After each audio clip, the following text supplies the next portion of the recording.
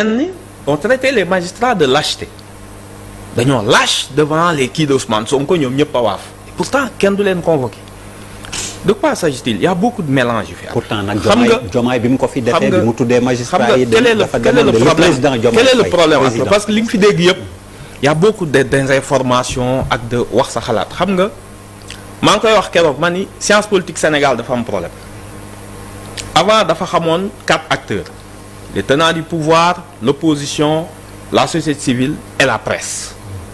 C'était des acteurs identifiés comme ñu nekk ñoo xam ni ñooy dundal démocratie léegi nag mu am ce que j'ai appelé man les chronoposants la chronoposition mooy des chroniqueurs yoo xam ni kenn xamul ban espèce lañ ay ovni lañ ci politique toog revendiquer une inculture intellectuelle revendiquer ni la man jànguma xaw ma dara je peux pas tenir benn discours exposé ci xale yu def BFEM mënuma ko yuy def bac mënuma ko yuy def licence mënuma ko aw ma culture daal fépp fu ñu natte xam-xam aw ma mais je dis que ni li may wax foog nit ñi di ma dégg ñoom ñoo tey boo xoolee ñu nekk bu ñu soi-disant ñu nekk ci kaso gisoo ci opposant aucun opposant ne dit qu'il est menacé kat la ñuy jàpp mooy cette catégorie particulière qui a émergé et qui commence à grignoter l'espace wala sax engloutir l'espace occupé par l'opposition traditionnelle c'est pour ça que je dis toujours chronoposant yooyu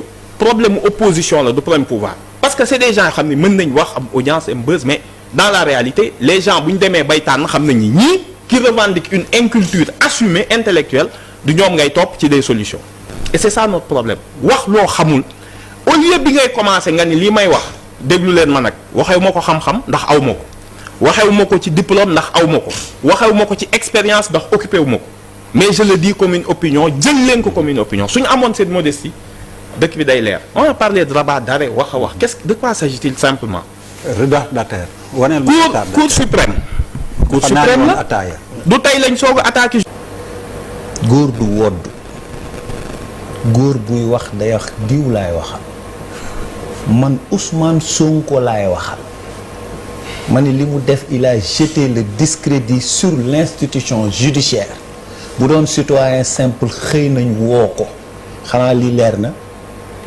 góor du gaaral góor day am fit loolu mooy marku góor mbaa nga woddu beneen mooy ñi xamul dara ñoo tiim ni la yow interprété woo dangaa modifié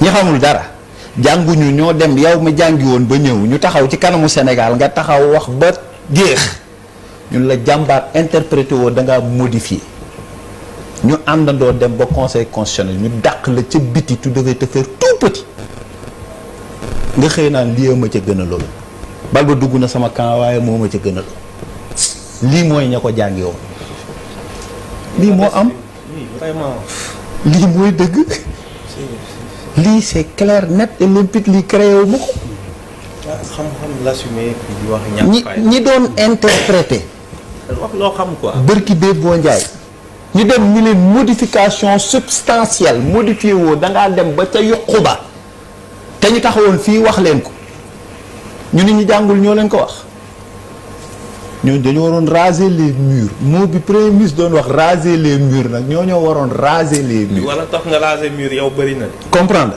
léegi nag léegi nag nga toog fii aussi à un moment donné sa mal sa léegi nag nañ la ko wax. léegi nag attention tamit léegi nag. vous falsifiez vos diplômes vous volez l'argent de l'État pendant des années sur un faux diplôme. léegi nag toog fii di wax ni ñi ñu wax di bàyyi la rek nga bëgg a xaabaabal. mais yow bi nga sàcc sa diplôme sàcc xaalisu État pendant 5 ans au moins. sur un faux diplôme. ñu waroon la topp ñu la man je suis gentil du ma ko bëgg a wax ci kaw. Amadou nga bëgg a toog amoo xam-xam. amoo BFM bi bac la ñuy def nit ñi amoo BFM bi. amoo le diplôme sur la base d'un faux. bu doon États-Unis la yow dootoo yow mënoo nekk mën naa non am la parole xam nga indiscipline bi da nga koy xaw a bindal tuuti. s'il te plaît xam nga daggante amul fi depuis dans un pays normal. Sénégal la rek mais kii dans un pays normal. ça s'est bien passé ba léegi daggante amul ku nekk dafa dégluwante. continuons comme ça ku nekk xoolal respecter sa temps de parole ak droit de parole. mais dama bëgg mu xam. waaw na continuer demee noonu. s'il te plaît bis bu ne ngeen di dénoncer. s'il te plaît Amadou on peut faire diplôme. Amadou on peut faire l'économie de ça s'il te plaît. jàpp vous voulez un exemple pour les jeunes. xoolal xale yi dem man maa am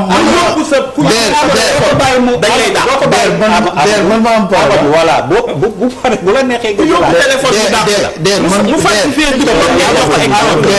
exemple léegi Amadou bu dee dañuy def ni je serai obligé de distribuer la parole en coupant les petits enfants vont savoir que da ngaa Amadou tu n'as pas bugguma dagg sa micro Amadou bugguma dagg sa micro mais si ça continue je vais demander à la régie ñu couper sa micro mu mën a wax voilà jaru ko kon ok ñu dégloonte s'il te plaît.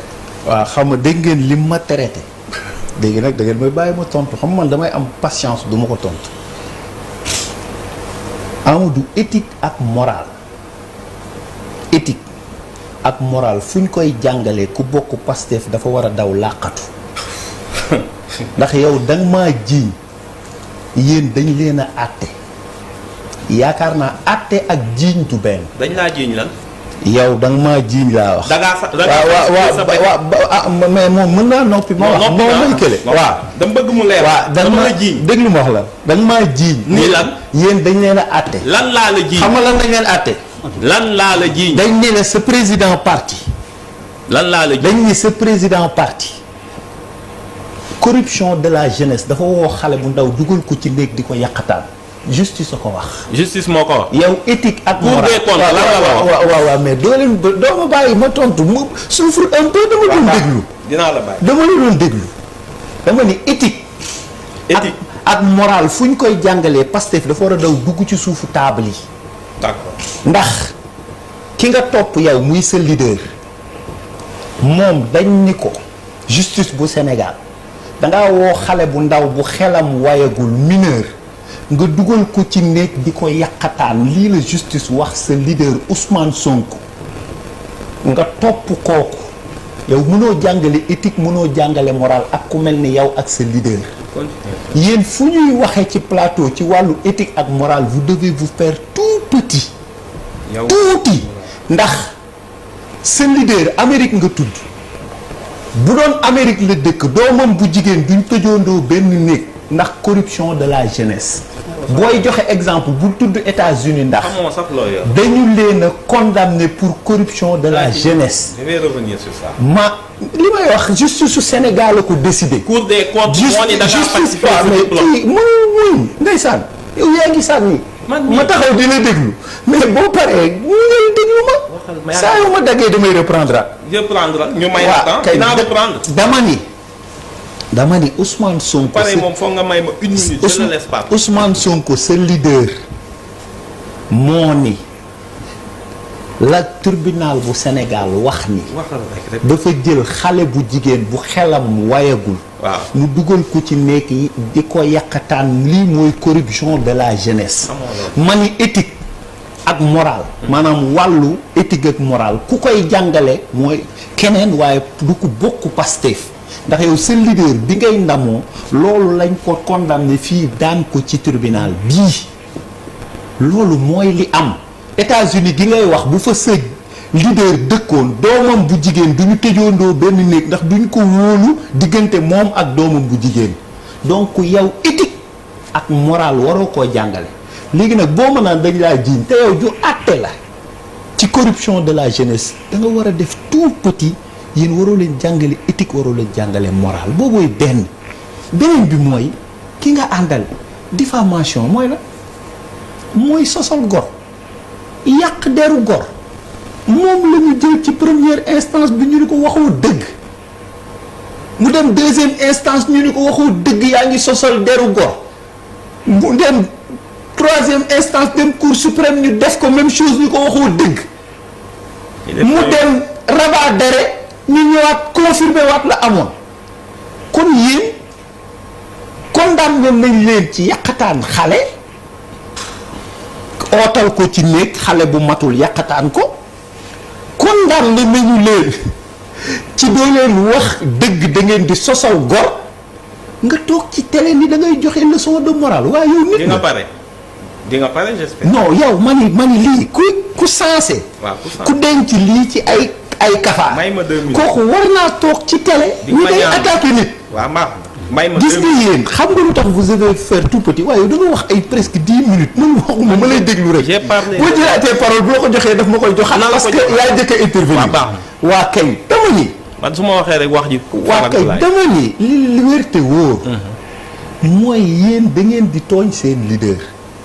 parce que yéen setoo leen yéen yi leen tribunal condamné mi ngi fii tege donc yéen boo leen ñëwee di attaquer nit. yéen yéenay exposé seen leader comprendre nga beneen bi mooy amuñu expérience koo xamante ni premier liggéeyam fii Sénégal mooy bi ngeen gagné maire bi ñu jël la ci biir maire bi embauché la kooku mën naa wax kenn ay problème mu expérience ak liggéey ak nanga man xam nga la moo ma jaaxal xasit nu muy xastee boo paree rek bu ñu nekkoon ci yenn dëkk yi yenn fonction yi. bu ñu ko sax occupé wax wodd. un repris de justice. yow waxuma la bopp rek. un repris de justice mais yow souffre un repris de justice.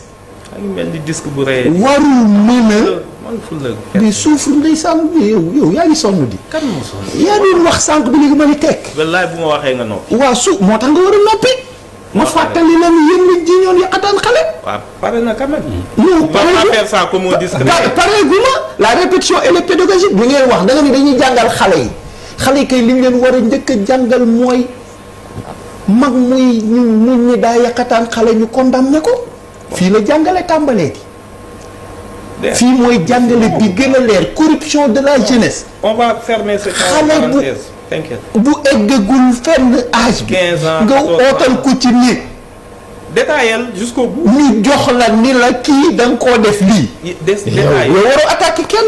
bref may ma rek ma ñëw ci loolu dama ni xam nga man j'ai toujours refusé en politique di def ay attaque personnelle ñëpp xam nañ ma ci mais y a un moment donné nit ki da nga koy calmer dama ni la man damay jàkkaarloo ak yow tu l'as fait ma tontu de. fii laa ñëw ma ni man je veux pas descendre ce niveau parce que li ma wax ci chronoposants yi au départ waxtaan c'est des gens sans ñoo xam ni dañoo réclamer seen inculture intellectuelle ne xamuñu dara mënuñoo waxee fenn amuñu benn diplôme amuñu benn niveau mais ils se disent nous sommes fiers de notre inculture c'est un mani la yow man musuma ko nangu quand bien même ñëpp dañ ma koy wax mais à un moment donné su ma la bàyyee ngay avancer di avancer da jël ku numéro ku nekk Kaolack ñu ne la diplôme boobu amul da nga koo falsifié et sur la base de ce diplôme ñu élire la ñu nommer la poste bu kawe biir foire biir